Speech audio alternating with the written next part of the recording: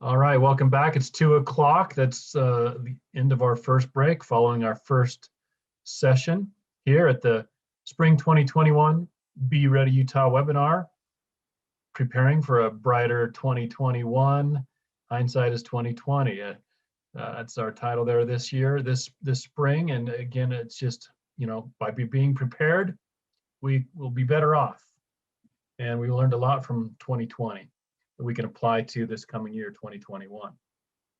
So again, as a reminder, please utilize the chat window on the YouTube channel where you're watching this webinar live stream, and we're monitoring the chat window there for questions and comments, and we will try to identify some questions as well that may be answered live by our presenter. And so we'll, to begin our next session, I'll just turn back to Cindy Jenkins from our planning team to introduce our presenter. Go ahead, Cindy. Hi, okay, we will be hearing from April again. And just in case you weren't with us last time, I'm going to go ahead and introduce her one more time. April is a friend and colleague, and she is the Home and Community Extension Assistant Professor for Box Elder County, Utah. She's also a registered dietitian, nutritionist with expertise in child nutrition, weight loss techniques, and diabetes education. Her extension work focuses on food and nutrition, health and wellness, and resource management programs. All right. Thank you, April. We're excited to hear from you one more time. Thanks, Cindy. I'm excited to be here, and I had fun with my last topic, but this one is probably my favorite topic because it's going to talk a little bit more about health and wellness. So I'm going to share my screen, and please let me know if I need to be in a different display setting. Okay, I think we're good. All right, if we could just take 1 minute and have you fill out this poll really quick. We're going to refer back to it later on in our presentation. So you can do one of two ways. You can scan this QR code with a phone or a device, or you can go to menti.com and enter this code. So I'm just going to give you just 1 minute to do that. Thank you. Okay, hopefully you had a chance or still working on the poll. So I just wanted to introduce the topic that I'm going to be talking about today. It's healthy living and emergency preparedness. And that might be, some of you may think that doesn't go together. But we're going to talk a little bit about how that really does go together, and your efforts for healthy living can actually do a lot, not just for you personally, but for your family and your community. So I first want to thank my colleague, Callie Ward. She is an extension assistant professor as well in not Millard County, one of our counties. I just forgot which one. Maybe Cindy can remind me. Anyway, she helped me put together this presentation, but then she was off on vacation today, so she couldn't join us. But I'm really thankful to her for her help and willingness to work on this with me. So as Cindy mentioned, I am a registered dietitian nutritionist, and so this is near and dear to me and what I do professionally. So what we're going to talk about today is we're going to discuss poor health and chronic diseases and how these could impact emergency situations for you and for our communities as a whole. We're going to identify the benefits of living a healthy lifestyle and how that really can benefit you overall in an emergency. We're going to examine overall health and assemble a personal plan to improve healthy living. So keep your paper close if you had that with you in the last presentation. We're going to try to make a couple goals today. And then hopefully by the end of this presentation, you'll be able to recognize that your choice or the choice of individuals in your community to stay healthy can change outcomes for the whole community and maybe our state, right? When we look at it that way. First, I want to talk about chronic disease and why it is such a concern in Utah and in the US as a whole. Currently, 45% of adults, so that's 133 million adults, have at least one chronic disease. And that means that they have a disease that doesn't go away, that they have to manage in one way or another throughout their life. Now, some of these chronic diseases they often have symptoms that can be pretty severe. And depending on your level of management of that disease will depend on the severity of those symptoms. So sometimes it's the chronic disease we're worried about, and sometimes it's the symptoms of that disease that are problematic. Individuals with chronic disease often suffer more consequences. So this is research and in literature that they often have more consequences during an emergency event. Not that it's discriminatory, it's just because of the state of their health and the diseases that they have, they are just more susceptible to further stress and problems for that disease. So a couple of things that tend to occur is when we have emergency situations, medical services are interrupted. And if someone needs regular medical services, and those medical services are interrupted, we're going to have increased symptoms, right? They may have lack of medications and therapies that are necessary to keep their symptoms manageable or lower. They often lack resources that are necessary, like medications or medical supplies, right? Often increased stress increases disease symptoms, depending on the disease and the state of the stress, but often that is what we see, more symptoms because the person is just simply stressed in whatever way. And then we have an increased risk of additional diseases and death that can occur in these disaster type settings. And then, of course, they are more vulnerable to communicable diseases. So those are diseases that are passed from person to person or thing to person, and that pass quickly.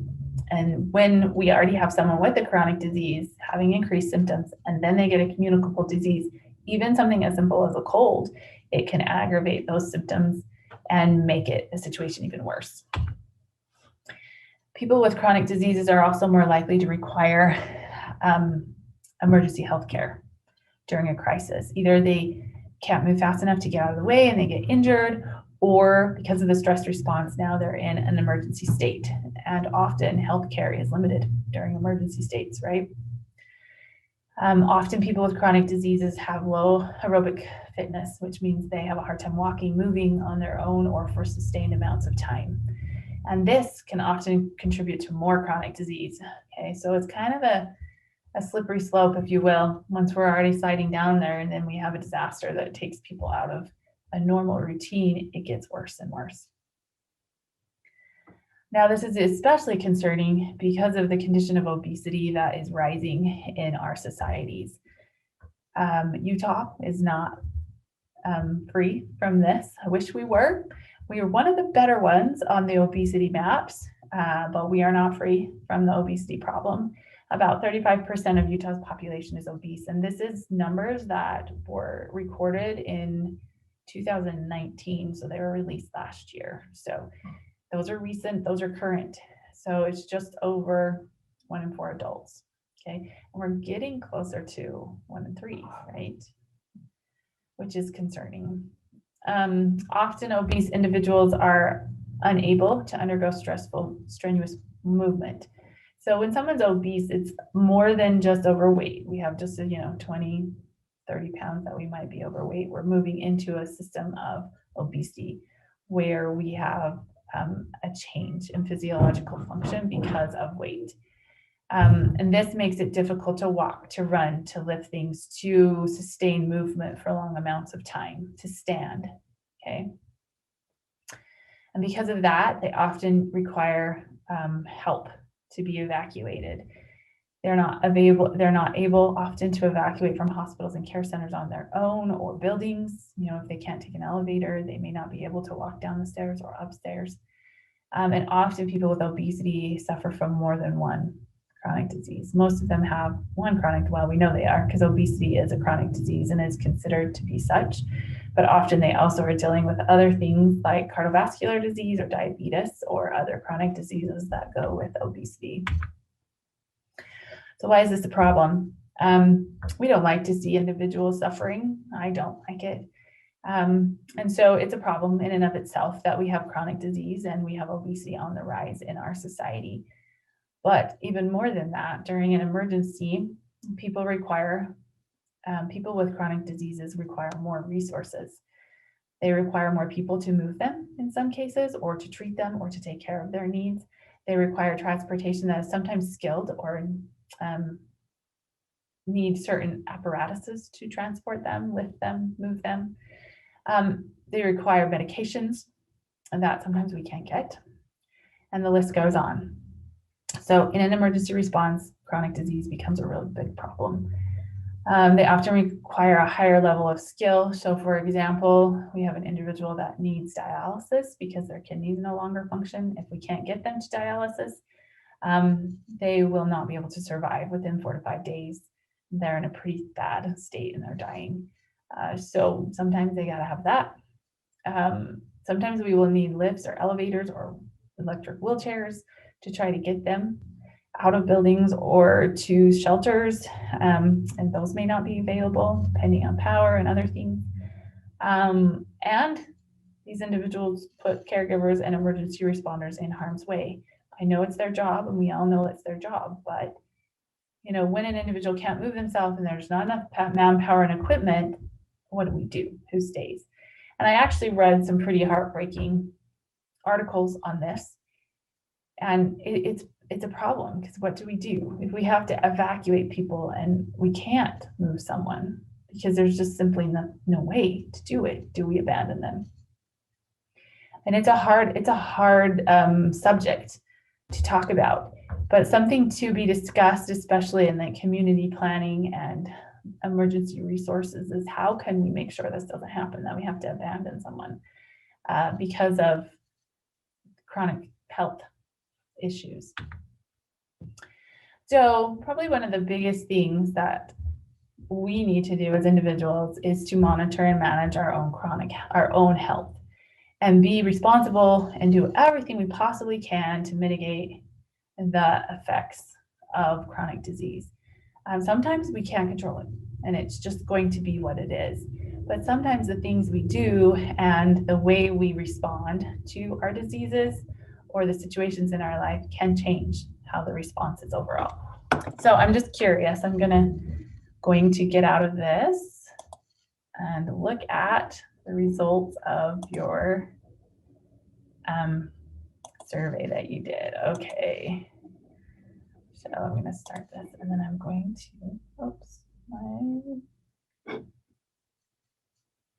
okay, I'm going to share my screen and show you the results of our survey. All right, so this is what you said. What grade would you give your current overall health? It's not bad. It's B range. Most of us say, yeah, pretty good, right?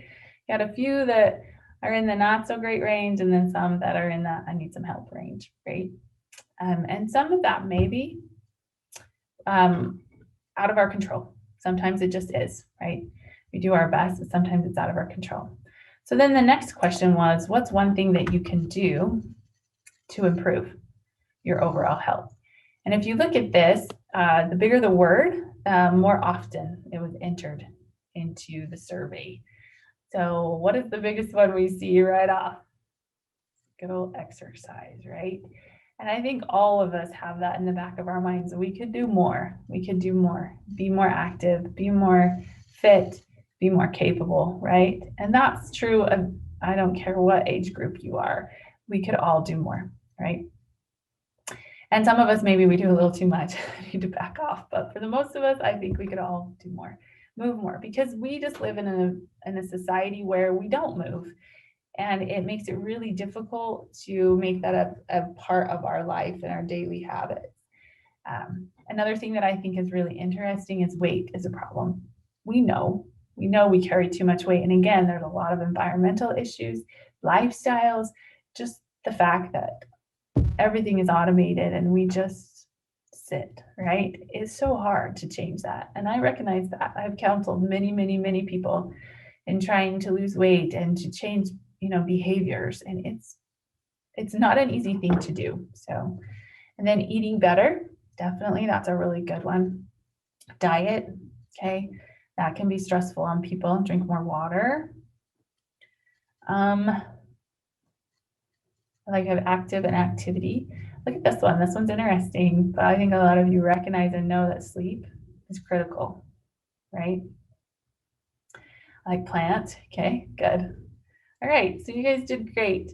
And this is very telling and very indicative of society. This is what I see in my other classes that I teach. Most people they know this is where we need to go, and then let's try to help them get there, right? All right, so overall health is needed, and thinking about how we have good overall health is really important. So we're just going to talk about a few principles of overall health in this presentation today. All right, so when we think of good overall health, we of course think, and most of our poll said like good physical shape, right? Eating well, moving, being physically active, drinking our water. But have you ever pondered over having your proper vaccinations? That's also a good health practice. Or knowing where and how to get the right clinical and medical services that you need to manage your diseases or your health in general. And then where you can get critical health information if you need to in an emergency alert situation. So all of those can play into having good overall health and understanding of how to be healthy. So the grade that you gave yourselves was just about a B. So there's some work to do there. So I want you to think for just 1 minute of one thing you can do. And we wrote down a lot of those things in our poll, right? That we exercise, eat good health. Now I want you to make a personal goal. What will you do in the next week to improve your overall health? And in my profession, we talk a lot about SMART goals, right? So you need something that's specific, measurable, achievable, realistic, and has a time frame, right? So you might say to yourself, well, I need to move more. Oh, that's really general. Okay, so how are we going to move more? How about this? I am going to walk for 10 minutes every night when I get home from work. I'm going to walk down the lane and over to the walking trail and around the walking trail 2 times and then come home. That's pretty specific, right? Every day, I'm going to come home, put my stuff down, and go walk before I sit down.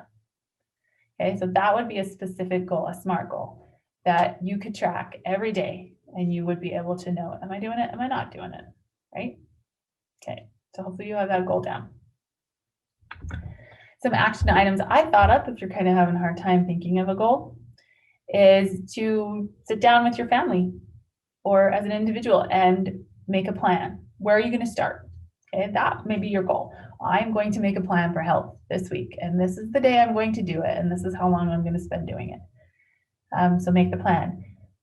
Know how to manage your chronic disease or that of a family member. All right, if you're in direct contact with a family member that needs insulin, they need heart medication, they need specific therapies to stay healthy, know how to manage that. And if you don't, have a conversation and talk to doctors and figure out how to manage it. Figure out how to get a 1-month supply of medication or to have access to services even in emergency. Have discussions with your doctor on how could I get syringes? How could I get this medication? How long can I store this medication? And figure out how to get an extra supply of that. Get an emergency alert bracelet and wear it. Right? If you have a disease that paramedics would need to know right off that you have that, it would be amazingly helpful for you to wear one or some kind of identification that says, this is what I have so that they can treat you. And then in like more of a community setting, it would be amazing to have a map of those chronic diseases so that we know who is going to need help and when and how quickly. So for example, in my neighborhood, there was a lady that was on oxygen continuously, and she used an oxygen pump that took electricity. So whenever the power would go out, there was the danger that she would be asleep and the pump would go out and she would die because she would know. So my father-in-law lives by me, and he was on call. As soon as the power went out, he was down at her house with a generator to make sure it was hooked up. So that's one thing that you can do to ensure that people have what they need in those kind of situations, especially if they can't provide it themselves. All right, hopefully you have your action item down, okay? Make sure you keep that goal, that you can write it in like a nicer way and post it somewhere where you'll see it every day, okay? So one of these things, goals are great, but if we're not seeing them and working on them and remembering them, they don't do us any good, right? So let's post it somewhere and let's have it so that we can see and remember. Okay, so the next point we're going to talk about is your healthy living choices. This can be really long and in-depth. I teach a semester-long course to students on this.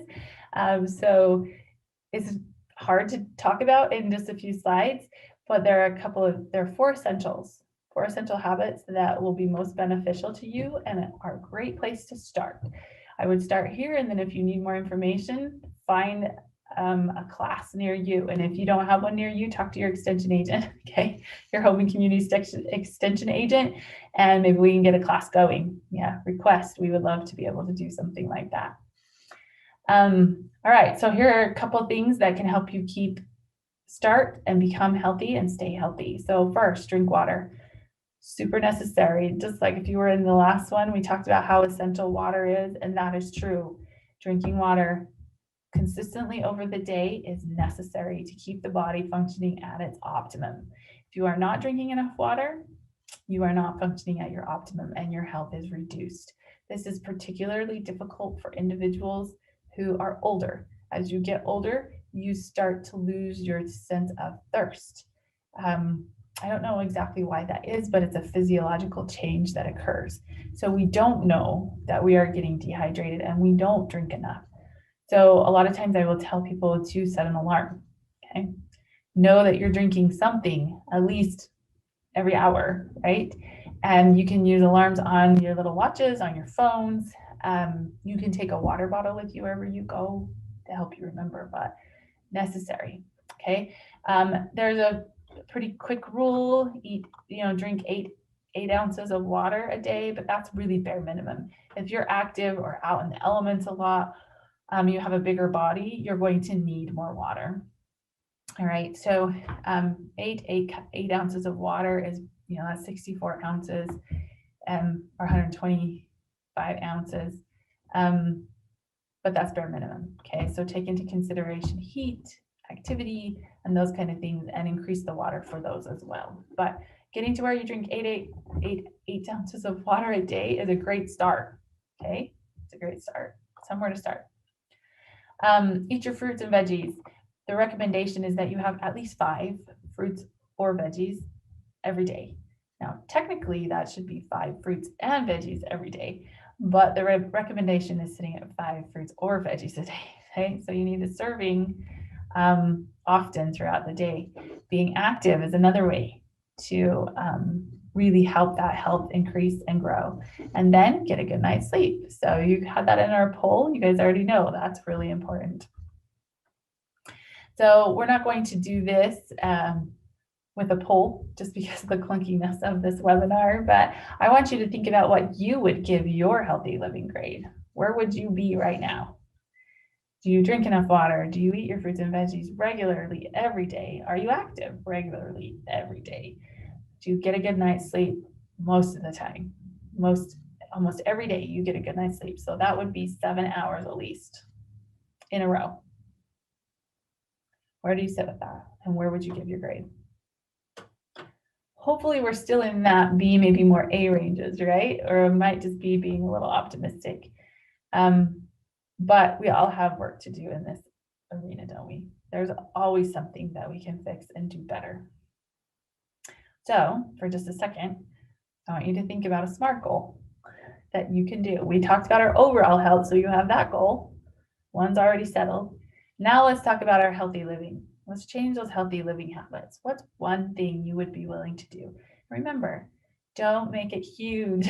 I tell people all the time, oh, make these goals and they'll say, I'm going to eat 10 fruits and vegetables every day. Well, if you only eat 2 a day, it's highly unlikely you're going to eat 10 a day just tomorrow, right? You might tomorrow and you might the next day, and then it won't happen, right? So let's make them realistic. If you only have vegetables at dinner, then maybe you can make a realistic goal that now I'm going to have vegetables at lunch and dinner, right? That's more realistic than, oh, I'm going to eat 10 all of a sudden, okay? So think about that. Or if you only, you have like one of these water bottles a day, let's have 2, okay? Something like that. Couple ideas, have fruit or vegetable with every meal or snack. If you do that, if you have 3 meals a day and 2 snacks, like it's recommended, you got it. You got the 5 fruits and vegetables right there. But if you're not close to that, then let's just have a fruit or vegetable with every meal, right? And then we can increase from there. One thing that helps with this is to prepare individual bags of fruits and vegetables that are really easy to just grab and go, or to have fruits and vegetables accessible to you that you can grab and go, that are just easy. Grab the banana, eat that. Grab an apple, eat that, right? You could have cut up pineapple in the fridge, or pomegranates that have been seeded and they're already in a bag. So it's super easy to grab and go. There's a lot of these cut up fruits and vegetables in grocery stores that you can purchase. Baby carrots, those are always a go-to for me. Really easy to grab those and just eat them even while you're walking or driving the car, right? Another thing that's really good is to eat at home. Make a menu, shop from a list, and limit how much you eat out. If you can limit your food intake or the amount of times that you eat out to 1 or 2 in a week, that includes breakfast, lunches, and dinners. If you can limit it to 1 or 2 a week, you are doing much better in your health. Okay, you'll have less calories, less sodium, more fruits and vegetables typically is what the research shows when you eat at home. We talked about carrying a water bottle, and then set a bedtime and stick to it. All right, I recommend to my students, and of course I'm teaching entry-level college students, so they think I'm crazy when I say this, but I tell them to set an alarm for bedtime and set it 30 minutes before they need to go to bed, and wind down everything, shut it off, and get ready to sleep. So you have some time to meditate, to wind down, to think about the day, so that when we sleep, it's good sleep and that we're ready for sleep. A regular bedtime is actually really healthy. It creates a rhythm to your life, and it helps you to regenerate and have more energy for the coming day. If you can sleep better, you'll have more energy to move better. And it generally, typically, will help people, 1, be more active, and 2, eat better, because they just have a general better well-being. All right, hopefully you got that goal done, right? Smart goal. Okay. Now let's talk about physical activity. This one, when I talk to my clients or my students about this, a lot of times they're just like, I'm tired of talking about this. I don't want to deal with this. Physical activity is hard. I don't have time to go to the gym. I don't have time to put anything else into my life. I'm too tired. That's when I hear from people in my family sometimes. But physical activity is absolutely essential. Doing regular physical activity is essential to disaster situations. If you cannot move, you cannot save yourself. It's true. It comes to that survival of the fittest. Fortunately, if we're in a disaster situation and it's an emergency and we can't move and we can't get people out, we're going to get overtaken. And it's an awful thing to think about, but there's truth to it. Okay. And one of the things that I thought was really interesting in the literature, and this goes for our nutrition, our healthy living as well, right? We just have more resilience. Our body can handle stress better. We have less chronic disease. We have less symptoms of those chronic diseases. And because we can handle resilience better, we have the ability to withstand, recover, and grow in the face of stressors and changing demands. Okay, and that is the definition of resilience. If we are healthy, if we have physical, mental, emotional health, and we're physically capable of moving, then we can withstand whatever is going to come our way. Most whatever's, right? Some things we just may not be able to withstand, but The stresses of a disaster situation we can withstand, and we can recover from it, and we can grow and learn from those situations. But if we're not even physically able to move, then how can we do that, right? Individuals who are physically active also have less stress response than individuals who are not physically fit, or who are, I said that wrong. Individuals who do not move have, I'm saying this backwards. You can tell I've been presenting way too long. So people that are physically fit have less stress response. That means their body goes through less stress because they kind of stress it every day when they go and do exercising and lifting and those kind of things, right? And it also reduces the mental and the mental stress that they get because they are used to pushing themselves past comfort zones, past comfort points, right? All right, so it becomes easier for them to handle situations that are not ideal. They have improved mood and lower anxiety, and that is really important when we're talking about disaster situations, right? Reducing anxiety, reducing that stress response is so important, because then we can respond, we can think critically, we can find logical solutions to the problem. And then because they're physically active, and I would say also if you have good nutrition and hydration, you are less likely to be ill and contract communicable diseases, right? Like we talked about chronic disease, people with chronic disease have more likelihood that they will get those communicable diseases. We know that people that are physically active and healthy with enough nutrients in their bodies don't get as ill. It's supported by research. So how do we do this? This can be daunting, right? This might be one of the hardest physical habits or healthy habits to change. It's the moving part of it. But first, build your habit. Remember, we are where we are, right? And we can only change that by moving upwards. So first, build your habit. Plan. Think about how you're going to do that, and then plan. Assess your fitness level and be honest about this. How far can you walk? Can you walk a mile? Can you walk half a mile? Can you walk to the mailbox and back? That's all you can do. That's a starting point, right? Then we can start low and start to progress. So if I can only walk to the mailbox once, then I'm going to try to walk there twice. By the end of the week, I'm going to be able to walk to the mailbox and back twice. Or I'm going to be able to go up and down the stairs one time by the end of the week or by the end of the month, right? And then we'll just build on that. And the key to this is that you're building, you're progressing, you're going upward, right? And build activity into your daily routine. This is something that will make you more successful. We'll talk about how you can do that. And do what you enjoy. I'm by no means telling you have to go get a gym membership and get up at 5 a.m. so that you can go sweat with a whole bunch of other people for an hour. That's not what I said. People hear that and then automatically will say, oh, I can't do it. I don't have a gym by me. I don't have time. I'm not saying that. In fact, I don't like to go to gyms. If you like gyms, that's great. Go to the gym.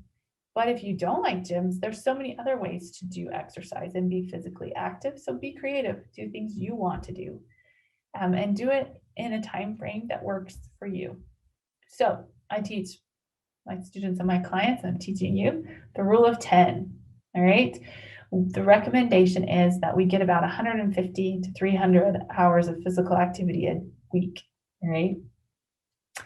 That would be about 40 minutes a day. So 30 to 40 minutes a day of physical activity. But research is also showing that you do not have to do it all at once. It doesn't have to be sustained exercise to have benefit. So you can do it in 10-minute increments. So the rule of 10 minutes, 4 times a day, something, right? So you've been sitting at your computer for 3 hours working and it's time, get up and move. Well, let's go walk up and down the stairs for 10 minutes. Or let's go take a walk around the block for 10 minutes. It doesn't take that long. It's not that difficult. And we can do that. Or you can turn on a YouTube video, because a lot of us are still working from home, right? And do that 10-minute workout video on YouTube. You're not going to get them very sweaty. It's not going to really mess up the day. And you've been active, okay? And also 10,000 steps a day. If you have a way to count steps, this is a great way for a lot of people to be able to keep track of where they're at and how active they are being.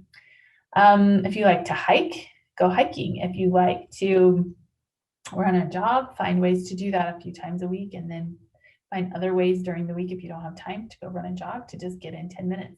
Park way far out in the Walmart parking lot, okay? And then make sure that you walk around Walmart twice while you're in there, right? So let's take a minute and have you grade your physical fitness. What would you give yourself? A, B, C, or D? Some of us are pretty good at this and might get that A because they've learned the value and the benefit of it. But I would suspect most of us have improvement. I have improvement to make. I do. And I try to keep plugging away at that and making some improvement. Okay, so once you got your grade down, now you got to think about your goal. Where do you want it to be? And think about something you could do that you enjoy, right? We don't want this to be torture or miserable. We want to use our bodies and enjoy what they can do. So think about a SMART goal that's related to that. Something you enjoy, something that would be effective. So I have some ideas. So you can take the stairs, like I said, especially if you work in a bigger office building and there's 4 or 5 flights of stairs. Walk up to the roof, walk to the basement, walk back to your floor. There you go. Sit on an exercise ball instead of a chair. You'll be surprised how much coordination that takes. And if you're sharing an office, it might be scary to your office mate, but just warn them because sometimes I fall off. Get up and dance. There's so many music things. My husband found a 80s loop on TV, so he can turn those on and just, you can turn that on and do some break dancing for 10 minutes. Play tags with your children or grandchildren, It doesn't have to be like really intense tag, like you have to run it, or you can just fast walk, right? Play tag.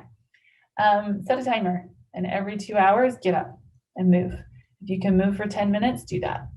You figure by the end of the workday, you've already gotten in at least three sets of 10 minutes. And so when you get home, just a 10-minute walk and you're good.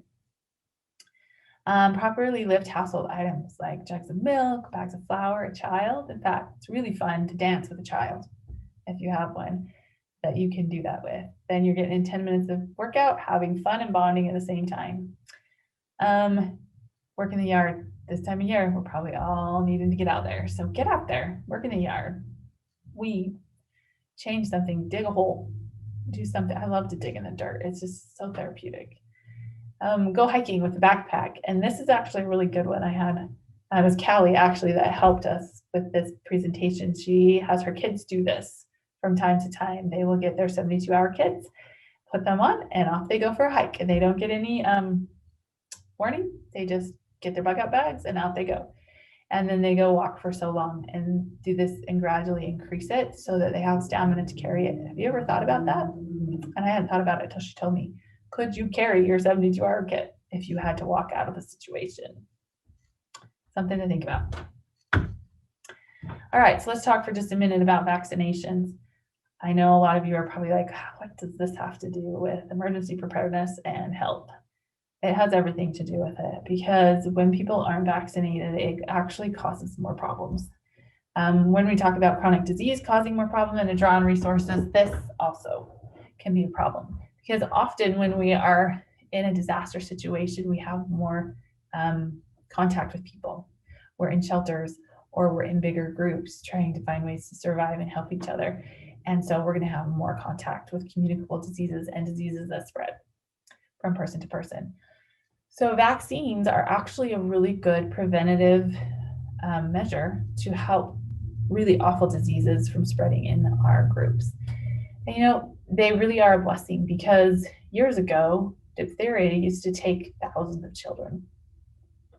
In the 1930s, we started to vaccinate against diphtheria. But before then, in the 1920s, we'd have like 10,000 children in the US that would die from diphtheria every year. But once we started vaccinating in the 30s and 40s, the disease pretty much disappeared. However, it is not gone all the way, right? And that's kind of how it works. We vaccinate for lots of other things. We did for smallpox, the measles, mumps. But if we don't stay current on those vaccines, they are still there and we can get them. Now, a vaccine works by giving you, hit the wrong button.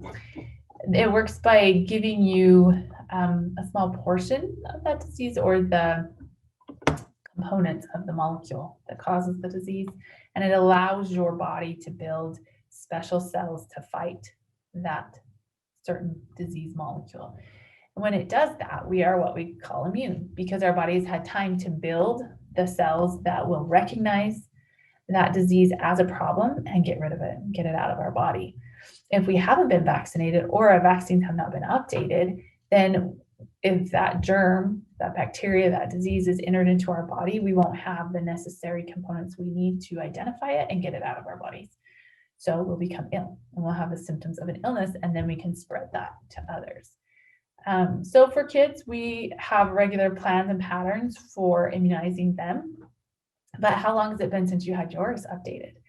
It was really interesting. About 5 years ago, a man in my ward, he's just about 5 years older than me, a man in my area, got the mumps. I thought that was really funny because he was in his 50s, and I'm like, how do you get the mumps when you're 50? Well, he had been vaccinated, but the amount of antibodies in his body had reduced over time, and he needed a booster and didn't know it. And so he got the active disease, and he was way sick for like 10 days. He was so sick. And so it kind of made me think, how long has it been since I've had my vaccines looked at? Do I need to get new ones? What about your tetanus shot? If we're in a disaster situation and you step on a nail or get cut by a rusty piece of metal, how long has it been since you had your tetanus? You should have a tetanus every 10 years. Have you had it? Have you thought about it? This is a conversation worth having with you and your family and community.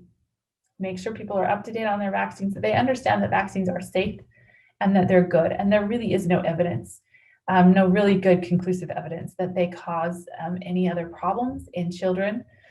There was some concern over disabilities that may come from immunizations, but the research as a conclusive whole does not show that vaccines do that. So they are safe and they really do have an effect.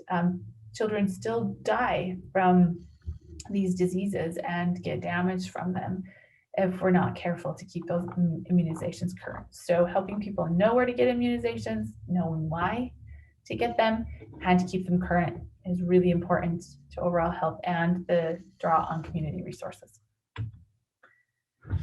So as we close up here, I wanted to talk to you just a little bit about what we've learned from COVID-19 and how that relates to what I've been talking about in this presentation. COVID-19 was awful. It was a struggle, and it was hard, and it still is hard to manage.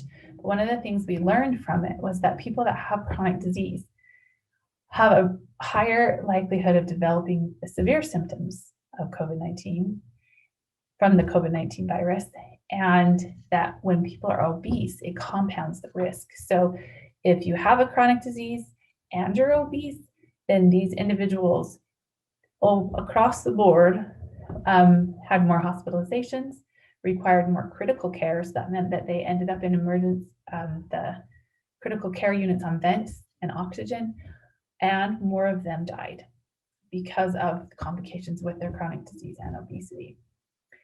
So it is an early conclusion, but many people have come to the conclusion that if we can reduce the amount of obesity in our societies, increase our healthy living behaviors, so we're more active, we lose weight, we eat more fruits and vegetables, we have better lifestyle habits, then we will be more resilient and capable of avoiding serious consequences from the COVID-19 virus and other viruses. And in the long run, a disaster situation, right? So COVID-19 has kind of showed us an ugly truth. And hopefully we will learn from that and do more in our own lives and in our communities to benefit people in their health and wellness. Sadly, another statistic that has come out because of COVID-19 and all of the quarantines, the average weight gain, and this is very preliminary research, right? I've only was able to find a handful of studies that have looked at weight gain, but there was some evidence that people had gained at least 5 to 10 pounds during the quarantine because they were not moving as much as they usually did and didn't have the opportunity to get out and be physically active or get healthful foods, right? I know that during the first part of the pandemic, we didn't have much to do, but the restaurants were open. So we would go and get a little more fast food than we should have and usually did, right? So those kind of habits and those kinds of changes can definitely affect our weight gain. And it's already so easy for us to gain weight in the way our society is built, that we need to be extra vigilant and cautious in that area as well. All right, so I challenge you to reduce risk for chronic disease by improving your healthy living, improving your physical activity, and then stay current with physical checkups, vaccines, medication, therapies, personal hygiene, all of that stuff, because that will really truly keep us to where we are functioning in our optimum health. We're able to be resilient in the face of a disaster, and we'll have the ability to help others and be able to mitigate the stress for them in a disaster situation. Just a reminder that the extension is throughout all of the state of Utah. We have offices in every county. Please reach out to us. Let us help you. Let us move forward this discussion of emergency preparedness in your life and in our counties. We would love to help you. You can find us here at extension.usu.edu, and we also have a disaster webpage that you can go to and learn some new things about that. So that would be extensiondisaster.net, and then we update that often. And as always, I would really appreciate it if you would take my survey and let me know what you thought about this presentation and how maybe we as an extension or I as a presenter can do better in the future to get information to you and your communities. So thank you, and I'll take some questions now.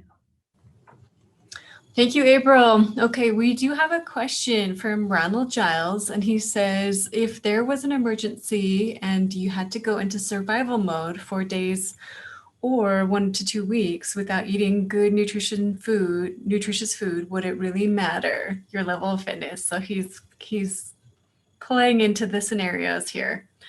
Okay. Yes, because the more physically fit you are as you go into a disaster, the longer you're going to be able to sustain health. So it makes you more resilient overall, and hopefully you'll understand the need to have that physical fitness. So one thing that came up that I thought was really interesting, what could you help move things if you had to in a disaster? Could you carry a child? Could you help move someone that couldn't move themselves? And sometimes that is a little more motivating to people than realizing, if I can't move myself, I'm not going to be able to move anyone else, and I'm not going to be able to get the resources I need. So physical activity is definitely a good thing, and it is needed for us to be able to be resilient in the face of a disaster. Okay, that was the only question that was waiting in the chat. If there are any more, feel free to write them in the chat and we'll go ahead and answer those. Okay, well, thank you very much, Cindy. Thank you, April, very much. Great presentation. I have to admit, I think that's something I hadn't really thought about as much as, as emergency preparedness goes, is what is my level of health and fitness right now, and that would have a factor in a long-term disaster situation. So this has really been beneficial and very informative and great information there to think about and apply to our lives. So thank you very much, April. All right, with that takes us into our next break here. But before we go, again, we'll start our next session right at 3 o'clock at the top of the hour with free and low-cost steps to preparing. And also right after that, stay tuned for wildfire preparedness and prevention. We are in the heat of wildfire season, pun intended, I guess. Right now, it's getting underway, unfortunately. So how can we be prepared to respond to wildfires as well as try to prevent them to begin with? So those are coming up in the next half of this session of this webinar today. So going into our break, we will have a short promotion of the Disaster Discovery Center by Talisha Bacon. So Talisha, go ahead and bring your camera up and tell us a little bit about the Disaster Discovery Center, and that's actually who will be making our next presentation as well. So go ahead, Talisha. All right. The Disaster Discovery Center is an educational nonprofit. The Disaster Discovery Center will be an interactive place inspiring disaster preparedness through entertainment, discovery, hands-on learning, and quality resources. Our perception on preparedness is commonly based off of what we see and what we hear. Imagine a place where you could expand your perception of preparedness by what you experience. Have you ever wondered what it feels like to be in a 7.0 earthquake?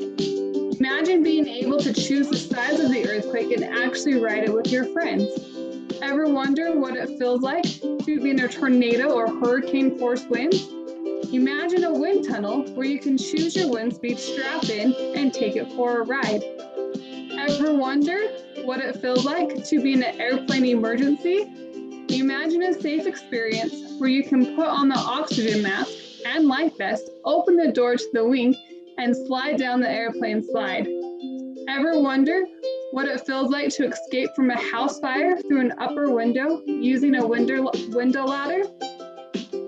Imagine a place where you could practice taking out the window screen and use a window ladder to climb out and down into a foam pit. Imagine a place where your children can safely play on and in full-size emergency vehicles in a great big playground, all learning what our professional responders do.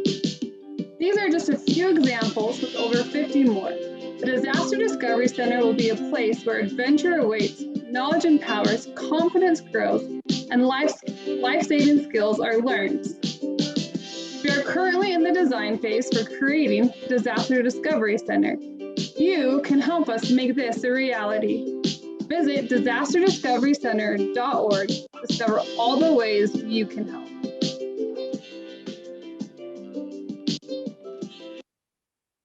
All right, thank you, Talisha. Appreciate that. Yes, everybody, check out that Disaster Discovery Center website and see what we can do to help make that a reality.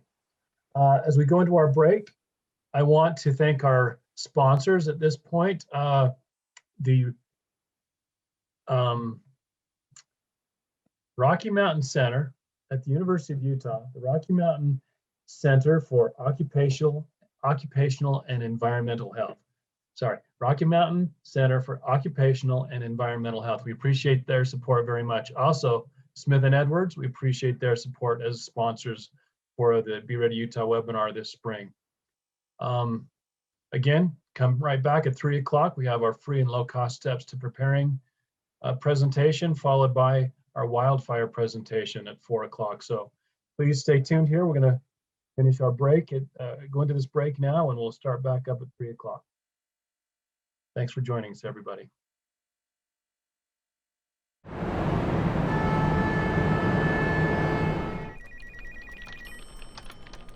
Hey.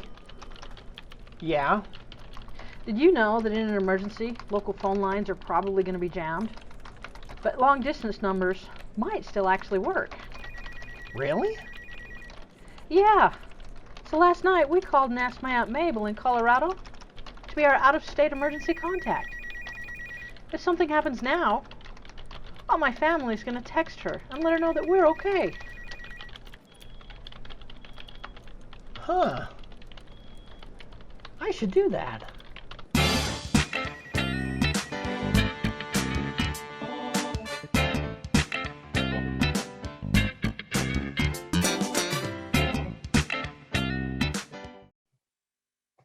As we are waiting for a couple of minutes for the break to end and beginning our next session, I just wanted to take a moment and thank all of our Be Ready Utah webinar partners as well. I want to thank Utah State University Extension Service, American Red Cross, Disaster Discovery Center, University of Utah Rocky Mountain Center for Occupational and Environmental Health, and the Division of Emergency Management, Utah Division of Emergency Management. Those are our partners in helping us put together the Be Ready Utah webinar, this spring. Also our previous webinar in November last year. All of those sessions are available to view at this, right where you're watching our live streaming right now on the Be Ready Utah YouTube channel. Also, same partners helping us to plan and conduct our fall 2021 Be Ready Utah webinar, probably in September, National Preparedness Month. And we really appreciate all the support, all the collaboration, cooperation, hard work from each of our partners in the planning effort. And again, thank you to our sponsors, University of Utah's Rocky Mountain Center for Environmental, Occupational and Environmental Health, and Smith & Edwards. As I mentioned a moment ago, you can go watch the November webinar sessions on the Be Ready Utah YouTube channel, as well as these sessions today and tomorrow are being recorded and will also be available for later viewing again on the Be Ready Utah YouTube channel.